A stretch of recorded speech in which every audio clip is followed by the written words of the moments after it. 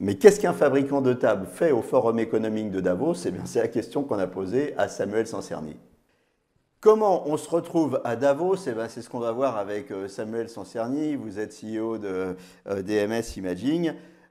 Comment on se retrouve au Forum économique de Davos? Bah, c'est une très bonne question en fait, hein. Je ne sais pas si c'est de la chance ou pas, mais c'est vrai que je suis membre de French Healthcare Association. Ça fait quand même quelques années maintenant que je milite un petit peu pour les PME, PME industrielles, pour l'imagerie médicale. Et j'avais eu l'occasion d'aller à l'Élysée pour Étincelle et j'ai été contacté entre Noël et Jour de l'An d'ailleurs par Business France, par Pascal Cany, qui cherchait des PME avec une histoire, avec un futur, mais qui pouvait aussi parler plus globalement de leur écosystème et qui m'a proposé de les accompagner à Davos en fait. Alors, c'est un forum économique, c'est pas un forum santé. Alors, comment on parle de santé dans un forum économique? Alors, un des thèmes prépondérants de Davos cette année était l'IA en fait. Et donc dans l'IA, il y avait effectivement des choses majeures et la santé était très mise en avant.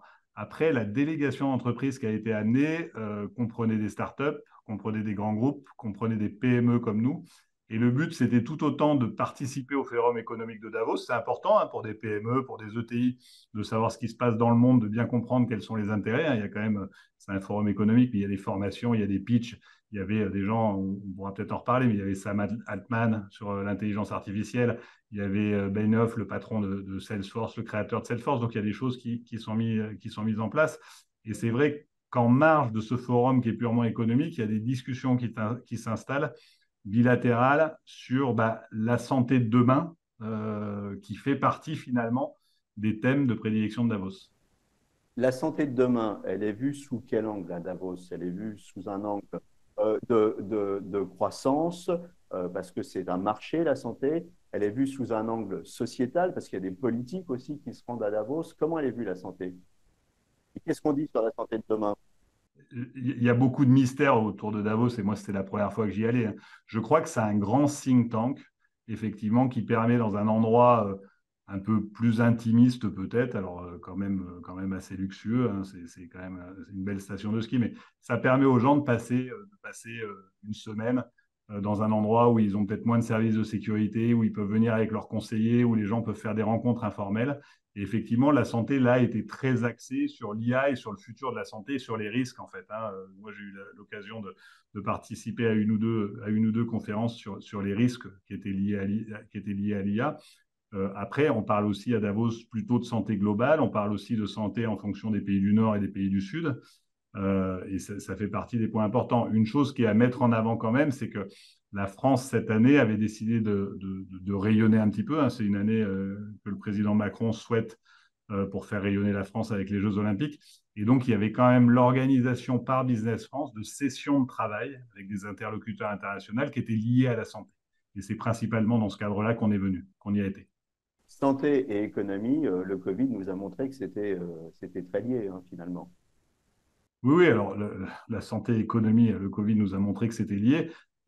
Quand on regarde aussi le monde de façon géopolitique, c'est aussi un petit peu compliqué. Alors après, attention, hein, nous on est une PME, on n'est pas là, on est là pour écouter ce qui se dit à Davos, mais on n'interfère pas sur ce qui se dit à Davos. Et le but, c'était pas d'entendre les PME sur la géopolitique, sur la santé mondiale.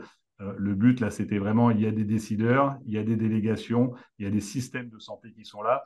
Et Business France a mis en place, alors avec nous, mais aussi avec d'autres startups hein, qui étaient dans l'intelligence artificielle, qui étaient dans la pharmacie, des rendez-vous en B2B pour qu'on puisse discuter avec, alors pour les pharma, il y avait Novo Nordisk, bien sûr, qui monte une usine, mais pour nous, on a pu rencontrer le président international de chez Hologic, on a pu rencontrer le président monde de chez Fresenius, donc des gens qui nous permettent d'élever un petit peu notre niveau de discussion et effectivement d'imaginer des partenariats à plus long terme dans un monde où la santé va se consolider.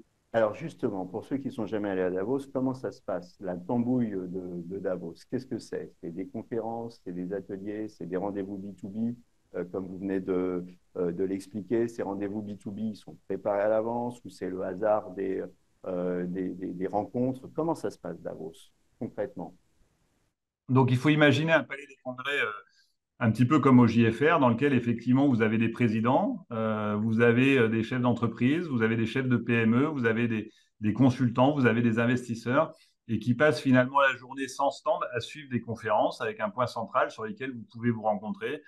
Vous avez la possibilité, donc nous on est passé par Business France, d'organiser des rendez-vous avec les sociétés qui vous intéressent, mais vous pouvez tout à fait croiser de façon presque naturelle un John Kerry avec qui parle très bien français, avec qui vous pouvez discuter 5 minutes et qui ne va pas résoudre votre problème sur la radiologie parce que c'est pas son domaine, mais le vice-ministre de la Santé ukrainien sur lesquels à qui vous pouvez dire que vous avez des compétences en France, des solutions, des possibilités de fournir des choses, par exemple, aujourd'hui à l'Ukraine. Alors, au-delà justement de l'aspect macroéconomique, de l'aspect géopolitique, pour la French Healthcare et pour plus concrètement encore DMS, quel est l'intérêt d'être à Davos et quelles sont les retombées concrètes qu'on peut espérer? Alors, on ne fait pas tout dans la vie pour avoir des retombées le lendemain. L'intérêt d'être à Davos, c'est effectivement, alors pour la French Healthcare, c'est de présenter une offre qui est très cohérente française. Hein, on a beaucoup de pépites. Et attention, parce que là, on parle de French Healthcare, donc on ne parle pas que de l'imagerie médicale, mais on parle de nos startups en pharma, on parle de nos startups en robotique, on parle de nos startups ou même de nos sociétés un petit peu plus établies comme Carmat sur le cœur artificiel, qui n'étaient pas là, mais qui fait partie de cet écosystème dont tout le monde parle, effectivement, aujourd'hui. Après, pour des sociétés comme DMS, j'oserais dire c'est presque un peu gros pour nous, effectivement, que faire à Davos. Néanmoins, en tant que chef d'entreprise, on a besoin aussi d'apprendre, on a besoin aussi de rencontrer des gens, on a besoin de se faire une opinion sur ce qui se passe dans le monde, puisqu'on exporte dans le monde entier. Et nous, DMS, très concrètement, on a vraiment une idée de vouloir consolider le marché de l'imagerie au niveau européen. Et donc, pour consolider le marché de l'imagerie au niveau européen, il faut à la fois trouver des sociétés qui ont un intérêt pour nous, et ça, on ne les a pas vues à Davos, mais il faut pouvoir discuter avec des investisseurs étrangers qui pourront nous aider potentiellement à consolider ce marché, qui pourront nous aider à grossir et à nous développer. Et là, par contre, Davos, c'est une mine d'investisseurs avec des gens qui sont tout à fait prompts et capables et qui ont envie de vous donner des contacts très très vite, puisque le dialogue se fait très très facilement. Les investisseurs, est-ce qu'ils connaissent l'imagerie et est-ce qu'ils sont intéressés par l'imagerie? Alors, les investisseurs que moi j'ai vus à Davos sont très intéressés par l'imagerie, sont très intéressés par l'intelligence artificielle. C'est un petit peu plus compliqué pour leur expliquer que l'imagerie, ce n'est pas que l'imagerie en coupe aujourd'hui, qu'il y a l'échographie, bon, ça ils le savent, mais qu'il y a aussi les imageries de projection, qu'il y a aussi les imageries mobiles, qu'il y a aussi les imageries type ostéodensitométrie, qui n'est pas une imagerie mais une mesure. Et donc, effectivement, ce sont quand même des gens qui sont plutôt globaux. Néanmoins, ils ont leur carnet d'adresses et ils peuvent vous aiguiller localement quand vous rencontrez un investisseur de chez Sequoia ou un investisseur autre. Ils peuvent vous aiguiller localement sur effectivement qui en France pourrait être votre contact pour développer votre projet. Après, les investisseurs sont agnostiques hein, de façon générale. Hein. Eux, ce qu'ils veulent, et c'est là où il faut naviguer. Ils veulent un projet, si le projet est intéressant, en fonction de leur taille d'investissement, en fonction du fonds sur lesquels ils sont, hein, puisque chaque investisseur a plusieurs types de fonds. Si vous rentrez dans les cases, ils peuvent vous suivre en fait. Ou pas, hein, ça on verra un peu plus tard, mais il y a des discussions quand même très intéressantes qui se mettent en place. Alors, il y a certaines sociétés, certaines startups françaises qui sont allées au CES, vous êtes allé à Davos. Est-ce que, au-delà justement des événements qui sont des événements purement imagerie, vous conseillez aux sociétés d'aller dans des événements qui n'ont rien à voir avec notre domaine, mais qui permettent de rencontrer des investisseurs, d'avoir des échanges avec d'autres types d'industries et d'avoir aussi des échanges avec les autorités politiques? Alors, si vous faites de l'export, je pense que c'est important de comprendre le monde dans lequel on vit pour bien faire de l'export. Donc ça, pour moi, c'est un point très important. Accompagner des délégations, que ce soit présidentielles, ministérielles, Business France, ça me paraît très important puisque c'est un petit peu un donnant-donnant aussi. C'est-à-dire que la France souhaite rayonner à l'export et si les entreprises French Healthcare de l'imagerie médicale ne jouent pas le jeu et ne se montrent pas, eh ben, effectivement, le gouvernement français ou Business France aura tendance à amener des entreprises qui ont envie de jouer le jeu, en fait. Donc aujourd'hui, je crois que c'est important de faire du donnant-donnant. Moi, j'essaye de représenter DMS, bien sûr, hein, puisque je suis le PDG de DMS, mais si je représentais que DMS, il ne m'amènerait pas et il ne me proposerait pas ces délégations.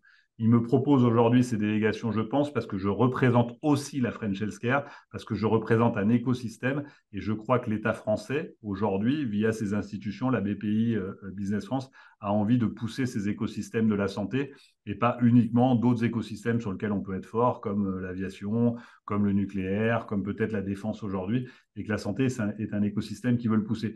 Donc, si nous, en tant que chef d'entreprise, on décide de ne pas jouer le jeu parce qu'il n'y a pas de retombée immédiate, hein, l'État français ne va pas me commander demain matin des équipements. L'État français, il commande via des centrales d'achat, Uniachat, des hôpitaux. Mais si nous, on ne décide pas de jouer le jeu, ben, effectivement, ils ne nous amèneront pas. Et s'ils ne nous amènent pas, ben, on ne fera pas connaître la santé française. Après, est-ce que c'est Davos? Est-ce que c'est une mission au Kazakhstan? Est-ce que c'est le CES? Chacun peut un peu choisir ses combats, mais c'est important que chacun se mobilise pour faire parler de notre filière et rayonner un petit peu notre filière. Pour vos actionnaires, finalement, c'est c'est important aussi d'être que le CEO de DMS soit sélectionné pour faire partie de la délégation.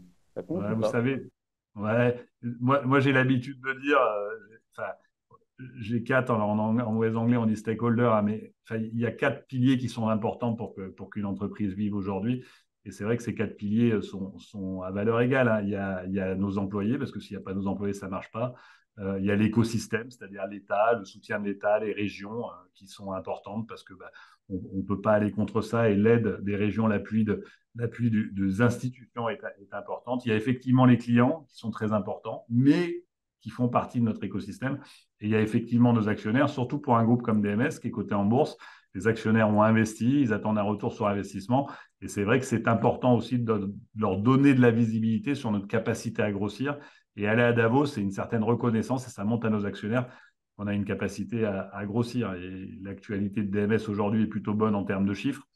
Elle est plutôt bonne en termes de communication. Donc, c'est effectivement, il y a des bons retours de ce côté-là aussi. Bon, Samuel, avant de se quitter, on a parlé géopolitique, on a parlé de la French Healthcare, des actionnaires, tout ça. Mais Samuel Sancerni, il a trouvé ça super cool d'aller à Davos. Ouais, alors, Samuel Sancerni ou sa mère, j'en sais rien, je crois qu'elle m'en parle plus que moi j'en parle, mais effectivement, ça fait partie des choses où, où quand on est PDG, on doit aussi s'ouvrir à d'autres choses. Et il y a des conférences et des formations, hein. J'ai suivi des conférences sur l'IA qui sont extrêmement intéressantes parce que fait par des gens qui savent exactement ce que c'est que l'IA. Enfin, quand on a une conférence à Davos avec Sam Altman, c'est sûrement autre chose qu'un webinaire sur qu'est-ce que l'intelligence artificielle euh, localement, quoi. Voilà. Donc c'est vrai que Bon, c'est écoutez, vrai que c'est valorisant et c'est très on, sympa. on va relever le challenge, Samuel, parce qu'au JT de la radiologie, à la fin du premier trimestre, on va faire une semaine de l'IA. Donc, on va essayer d'être à la hauteur de Sam. Et ben, en tout cas, avec grand plaisir. Et l'IA en santé est vraiment quelque chose qui sur Davos, était très important et faisait partie de beaucoup, beaucoup de sujets, en fait. Merci beaucoup. À très bientôt. Merci à vous.